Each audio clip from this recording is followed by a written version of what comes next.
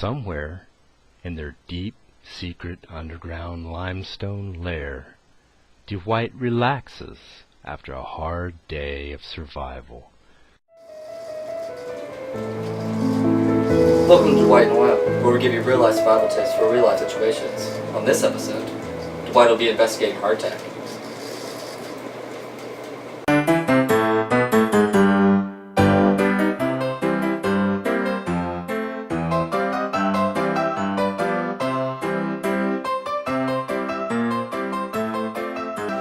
So Hoyle, I have to ask you a serious question.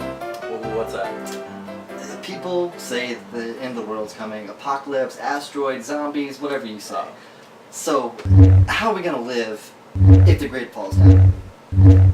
Well, supplies-wise, we have a lot of hardtack. What the hell is hardtack? I'll show you. The mix in hardtack is 2 cups of water, 4 cups of flour, and 4 teaspoons of salt.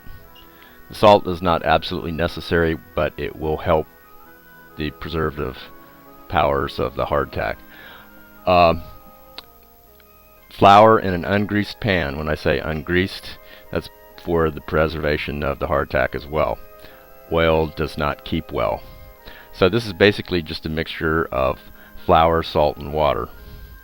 You can cut down the amount of salt if you so desire, but I wouldn't totally take it out. You might cut it in half if it's too salty for you.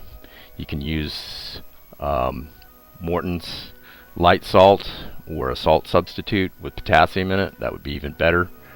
I would recommend to use unbleached flour because the bleached flour doesn't keep as long. Yes, there are some instances of hardtack that are in museums. They last and are still good several hundred years. Here I'm spreading the dough out to a thickness of 1/2 to 3/4 of an inch thick. That's important because it will bake better at that thickness. So you can adjust your mix to your pan. Make sure that you get to the edge of your pan in a floured pan.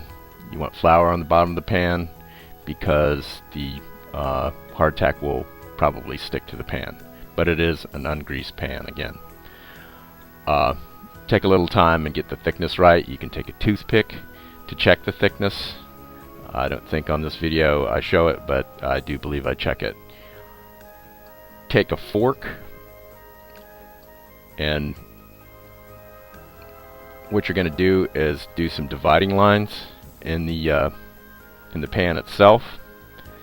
And what we have here basically is one large cookie, and the dividing lines will enable you to break the cookie after it's baked along those score lines. So a fork works really well because it punches all the way down through, and as you can see the action, it works. In a 375 degree preheated oven, you bake it for 30 minutes. After 30 minutes, and you flip it over, you bake for another 30 minutes. And we have hardtack. What we're going to do is we're going to take this hardtack and we're going to break it into pieces. And it breaks along the score lines. It has to dry for a number of days. I'm going to say a week would be good out in the air, and then you can store it in plastic bags, and it's good for 150 years.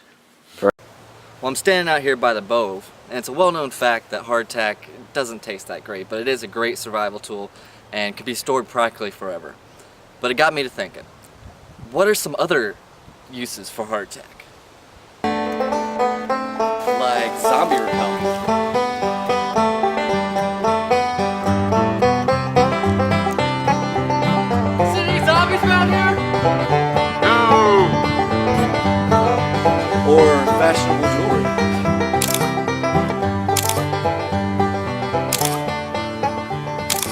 also high-end dog treats.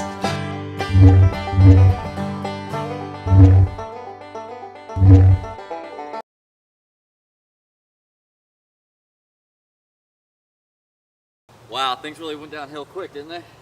Yeah, you can say that again, buddy. I just don't know what's going on around here.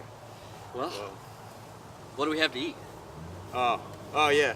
Well, we got plenty of hardtack. What was that? Ground cloud? Get the bag. Put it in the bow. Be out.